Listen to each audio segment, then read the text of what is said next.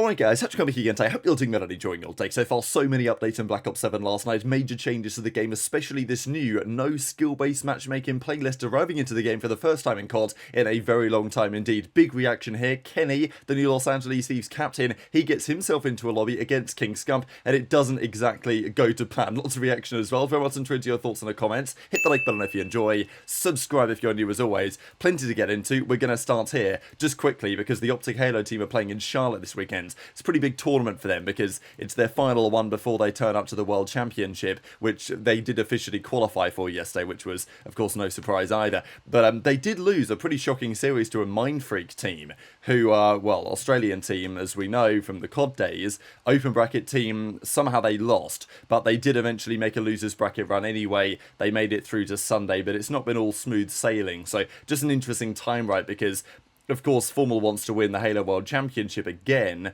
but the big rumour that we talked about yesterday was that Legend, his teammate, is on the verge of signing a contract or something with Vancouver Surge to go over there. So, you know, whether the whole team is fully focused, fully locked in, whatever, they've turned up to the Championship Sunday anyway.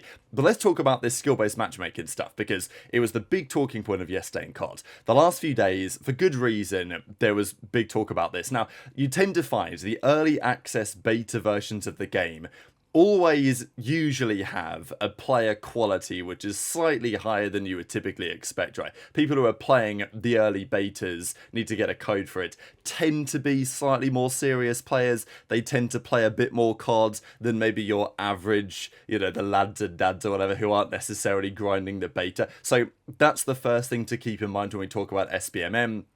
But it's been a known thing. I mean, not even a known thing, like for the last few years. We're talking at this point for, I mean, well over a decade, really, that skill-based matchmaking has been a thing in Call of Duty. Some games it was definitely toned down, some games it was stronger.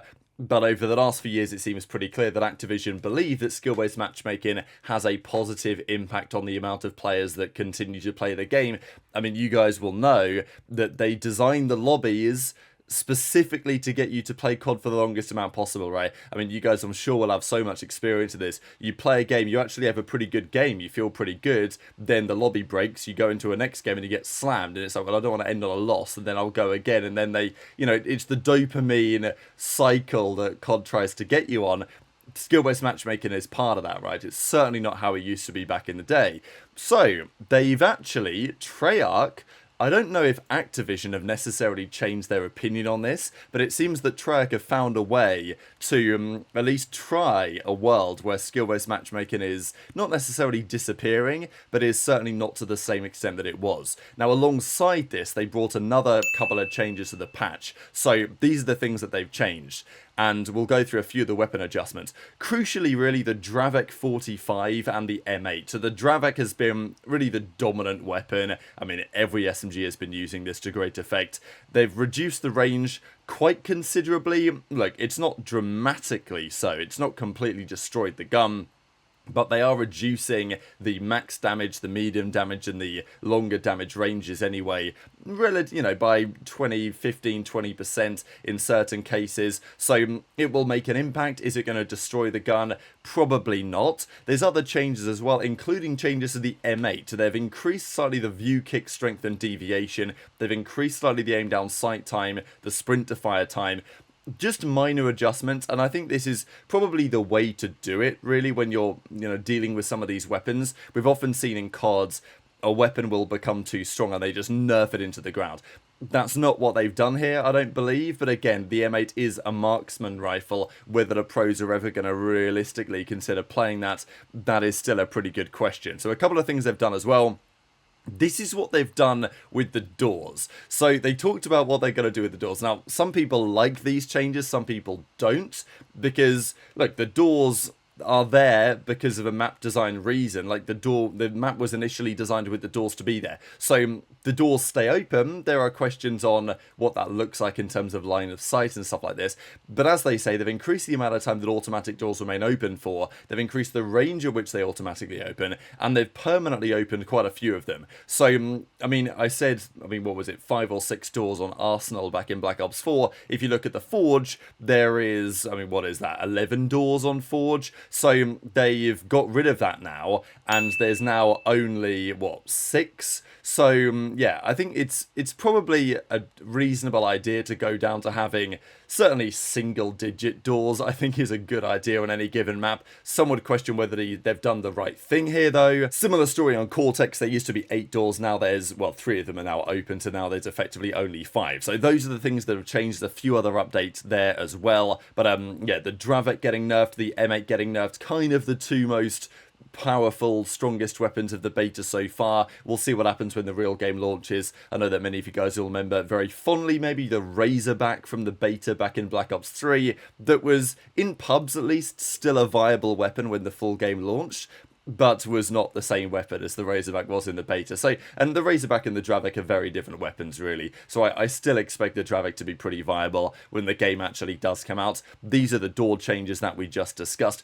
But let's get into this, because I didn't really think this day would ever arrive, actually, when we had admission from the developers that they are at least going to try something moving away from skill-based matchmaking. So, I mean, look, skill-based matchmaking it's always been controversial. I'm not going to get into the nitty-gritty of it again. Of course, the frustration is that what people really tend to want is ping-based matchmaking, right? Just give me a lobby of players who I connect the best to, and I'm going to have the best experience without any packet loss or any of this. Whenever you introduce the other components, the quality of the gameplay, to some extent, will go down. And that's why people have been trying to figure out, okay, did they actually do this, or is it just placebo, by looking at, you know, what the pings are in the lobbies to try and figure out whether it feels like things are less skill-based matchmaking than they previously were. Look, ranked play is for skill-based matchmaking. And that's great because you can see your skill level, whereas in pubs that is not the case. But clearly Activision, they've run the numbers and they've figured out that over the last decade and a bit, skill-based increases their numbers, and also means that brand new players who are just terrible, they don't get thrown into the deep end, as it were, and they can still have a relatively enjoyable time. Look, back in Black Ops 2, there was something called combat training. Until you were like level 11 or something, you got to play that instead. So, yeah, I don't really think how it was back in the day was a problem. I'm not going to get into the details, even though I have done. But the open mosh pit is here. Features classic matchmaking, which I love this, classic matchmaking, right? So, you know, admitting that the way things have changed is not really in line with how things used to be, where skill is minimally considered. TDM, kill confirmed, domination, hardpoint, and overload. So the classic pub mode, and then also a couple of competitive modes that they believe overload will be, I think, as well, thrown into the mix. So, you know, this is quite the departure. Now, clearly Activision, they like the skill-based stuff. But to be fair to Treyarch, and I think it is to their credit, whatever you think about Treyarch, whether you think they're washed up as a developer, maybe Sledgehammer are better now, whatever, to their credit, it feels like they've tried this game to make things work that people actually desire. And how exactly they've done this, spoken to the Activision bosses and said, hey, look, we're not going to get rid of SBMM, but we're going to have a playlist where SBMM isn't a thing anymore. Now, of course, there are problems with this, because if you have one playlist where there's no skill-based matchmaking, then what do you think all the burgers are going to do? They're just going to play normal playlist where there is skill-based matchmaking, so they can keep their bot lobbies, right? I guess that's the idea there, like, at least in theory, unless they don't know, which is also possible, and they spawn into the open mosh pit. So I think it'll be better. I think in like the grand scheme of things, it might still be problematic, right? Like, unless skill-based matchmaking disappears entirely, there's always going to be some element of like all the good players will play in the open mosh pit because they're hoping for the weaker lobbies. So, you know, there probably is a little bit of that going on. But I wanted to share some of the reaction here, right? Because, well, there was some interesting responses. A lot of the players were like, wow, this is great. I mean, Nadeshot says, damn, we need Battlefield 6 every year to actually incentivize the devs to try and make COD a little bit better. But equally, some are saying they're not noticing much difference at all. Whoa! Wait. No SBMM. Door changes. TTK changes. Do I have to suck somebody off from Treyarch? No skill base! They're listening. No skill base! Is Maddox gonna get head from Octane? Is that what I'm hearing? Yo, we need Battlefield 6 to come out every year. Hold on. Oh, what is that? Whoa, Matt. No bull. I say. Sorry, Mason. Oh my All God. good. To be honest, I didn't hear it, so I think we're good. Yeah, Were you muted out? We're good. You know what's crazy about all this though, deadass, is yo, actually, is probably gonna find out that all the bitching and moaning we've been doing was completely pointless because the only people who are gonna be playing that playlist are the tryhards. Yeah, right. It's gonna be the new ranked play. Ain't nobody going in there. It's gonna be hard. It's over, bro. We're just gonna stay in the normal ones because everyone's gonna be over there. I did say, never mind. Anyway, thank you so much, Call of Duty, for sponsoring this segment of the stream. Absolutely. Come Oh, on you now. guys doing sponsored segments? Yeah, Mason is. Matt, you didn't get any sponsored segments with them? No, I did. What's going on, guys? Hey, just a heads up, these next 2 hours are sponsored by Call of Duty. There we go. Let's get it. Yeah. There we go. Starting now. I don't really see much. Yeah, but it's like luck of the draw. I think this playlist basically just means you're not guaranteed to play against like skill. Right. Yeah, it's, All it's just random.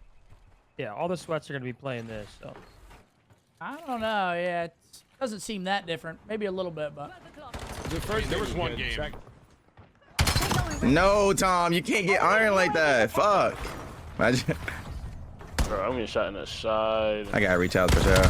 Yo, Unk still got it. What the fuck?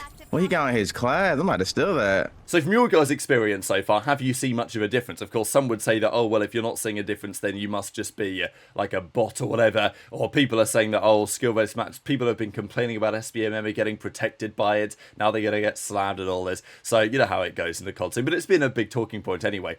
Scump doesn't really feel like it's much different. And look, to be fair, Scump's going to be slamming people anyway, playing with a full party. For him, it's probably not making all that much difference, I would say. But there's also understandably been some talk here that, oh, has he got a whitelisted account? We talked about it yesterday. That, well, maybe it is no different for these guys because they're already playing in these, you know, no skill-based matchmaking lobbies because their accounts are getting selected to have a beneficial, let's say, skill rating when they spawn into these games. So that is one argument. The other thing, of course, was that Kenny clip. Just before we get to that, actually, Joe does say that he thinks the lobbies are the same and they're going to come up with a gotcha tweet. I think that would be like a massive L if it is all placebo, which is very doubtful. I think people, I don't know, as far as I understand, people have been looking at the pings, they've been trying to do some calculations and think that probably there is, it maybe not entirely random and ping-based, the matchmaking, but it's definitely closer than it was before. That's what some say. Others aren't so convinced. They think Trek are just having us on. But, you know, if they were doing that, it would just be such bad PR that I can't imagine that that's actually possible. The other clip, though, of course, that is worth discussing is this one. So there's continued to be a lot of talk about Kenny this year. I think for good reason. He's one of the players that people have their eyes on the most. He won the World Championship with OpTic 2024. The most recent season wasn't great with OpTic and then wasn't great with Rocket either, or G2, whatever they're going to be for the upcoming year. But nonetheless, he is still spawning into one of the best teams on paper next season, and there are questions as to whether that's a good decision by the Thieves, whether it's going to work out for them and all this stuff. Now, look, I don't have too many concerns that Kenny can get back to form. I mean, let's not forget the year before he won the World Championship with OpTic in 24, he had a difficult season on Modern Warfare 2 with Thieves. But the year before that, he was amazing and won the World Championship in Vanguard. So, you know, Kenny individually can be pretty up and down. Do I think that he's washed? Do I think that he's past it? No, but I think that criticism and questioning his level is very understandable for many individuals, especially with the team that he's found himself, you know, alongside. So, yeah, he spawns into this lobby and Scump guns him down. We've been seeing him getting gunned by HyDra over the last couple of days. Look, at the end of the day, it's a beta, right? And Scump's always got it, right? As Kenny says, Unk's still got it. It's like, no, Scump could, if he wanted to come back to the league, Scump would absolutely be capable of still doing so, and everyone has known this now for quite some time. So, no surprise that Scump's cooking in public matches. Of course he's going to, and he could cook if he wanted to come back as well. But, of course, that's not how it's going to go, but very much enjoyed your thoughts in the comments. Just one final thing on this Open Moshpit playlist, because Trek say they're really excited to see the response from it. They're going to prioritise updates, and they say a few more things. The other key thing from Ghost to Hope, though, is that he says that open matchmaking is going to stay. Unclear if default or playlist, but that's the word on the street. No update on non-disbanding lobbies yet. So he reckons that they're thinking about bringing this to the full game. As I say, if it's a playlist, you know, people will still play it, but people are going to realise, aren't they? Like, the weaker players are going to realise and they're going to play the other mode. So, you know, it's something to think about. Enjoy your thoughts and all this stuff. As always, in the comments below. Hit the like button if you enjoyed. Subscribe if you're new. Take care. And I'll see you next time.